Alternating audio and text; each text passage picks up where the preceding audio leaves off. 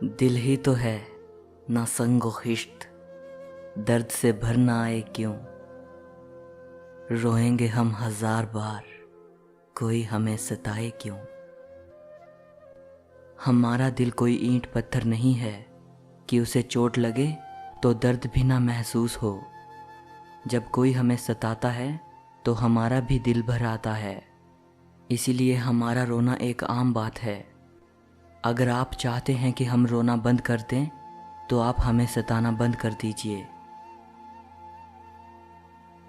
इशरत कतरा है दरिया में फना हो जाना, दर्द का हद से गुजरना है दवा हो जाना।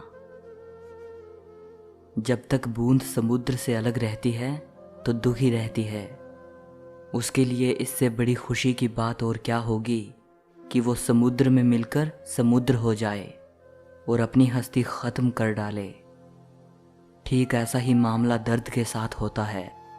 जब दर्द अपनी हद से गुजर जाता है तो दर्द का एहसास नहीं रहता, बल्कि इंसान उसका आदी हो जाता है और इस तरह दर्द अपनी दवा अपने आप बन जाता है।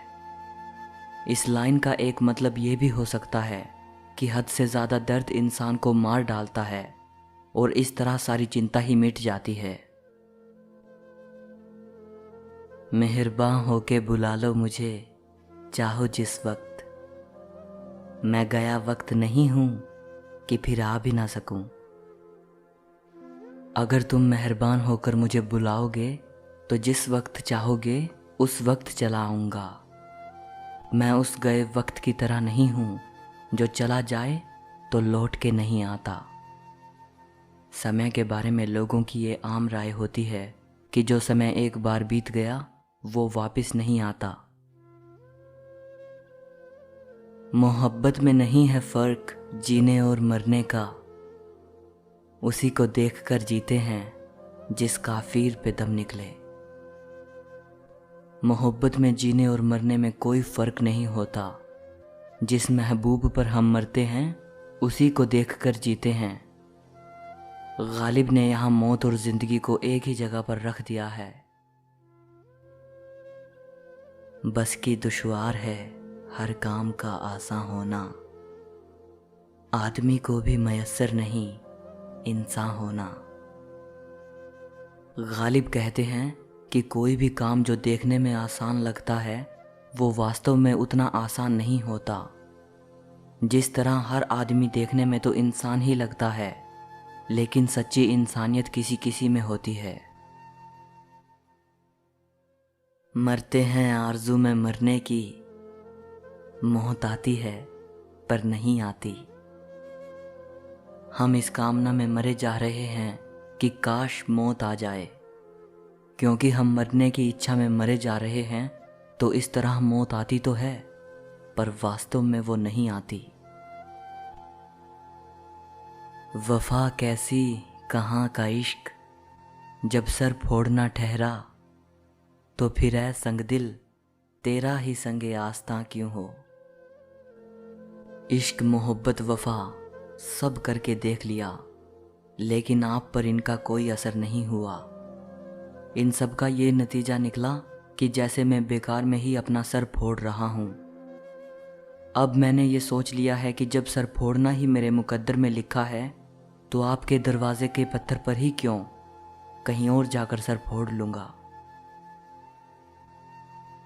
जिक्र उस परिवश का और फिर बयां अपना, बन गया रकीब आखिर था जो रास्ता अपना। एक तो मेरा महबूब ही परी जितना खूबसूरत है, ऊपर से मेरा बयां करने का ढंग ही निराला है। दोनों ने मिलकर मेरे दोस्त जिसको मैं अपने दिल की बातें बता रहा था को मेरा विरोधी बना दिया। मेरे दोस्त पर ऐसा असर हुआ कि वो मेरी बातें सुनकर खुद मेरे महबूब का दीवाना हो गया। इस तरह मेरा दोस्त ही मेरा दुश्मन बन गया। आशिकी सब्र तलब और तमन्ना बेताब, दिल का क्या रंग करूं खूने जिगर होने तक।